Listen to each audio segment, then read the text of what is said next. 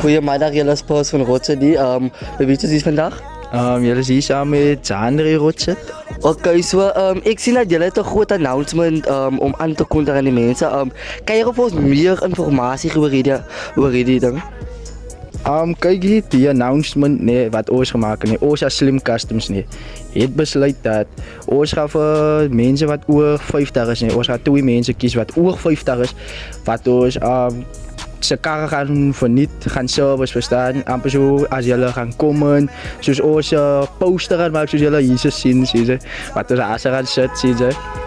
En amper zo, als je meer likes krijgt op je comment wat zij gaan maken, net, dan gaan we jou kiezen en dan kan je elkaar zijn details sturen.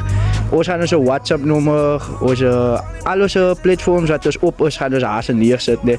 Dus we gaan nou hier zo langs die poster zetten, zie je. Als alles onze TikTok, WhatsApp, Facebook. Instagram, YouTube, overal. Ons is overal zien. En ons het gevoel, ons doen iets voor de community verstaan. Like, die voor mij net, is het baie belangrijk net. Als ons is jong mechanics net. Ons is jong mechanics net. Like. En ons het gevoel, ons wel voor de community iets hier verstaan mensen. Like, ja, dat is wat ik kan zeggen. In die plekken waar ons gaan, waar ons die karren zal vatten. Ja, zoals Somerset, niet Sierra, Somerset, Potrivier, Caledon, Creighton. En ja, Grabouw nou obviously verstaan. En ja mensen, hij is wat ik kan zeggen van mijn kant af.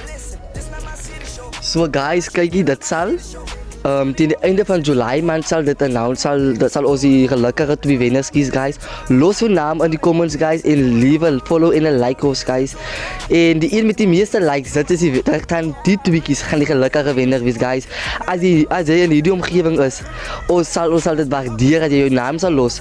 Als jy oor 50 is guys, follow ons guys, ons is gereeld op TikTok guys en ons kan niet wachten om uit te zien, om vir julle te zien die guys. Bye!